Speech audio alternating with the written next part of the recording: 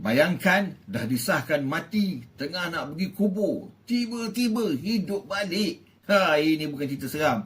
Ini kisah sebenar di India. Seorang wanita bernama Vineta Shukla disahkan kritikal dan keluarga diberitahu dia dah tak ada harapan. Keluarga membuat keputusan berat bawa balik jenazah untuk urusan penguburan. Bayangkan perasaan tu sedih, reda dan lepaskan orang tersayang. Tapi dalam perjalanan, ambulan langgar lubang jalan, boom! Badan dia terhentak dan tiba-tiba dia bernafas semula.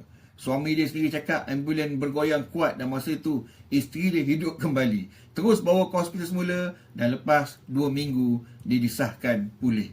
Apa sebenarnya jadi? Salah diagnosis atau keadaan clinical death yang disalah tafsir? Atau badan cuma shutdown sementara? Ini bukan soal mistik, ini soal betapa rapuhnya garis antara hidup dan mati. Kadang apa yang kita anggap dah tiada sebenarnya belum pergi. Kalau ini berlaku dekat keluarga anda, apa anda rasa?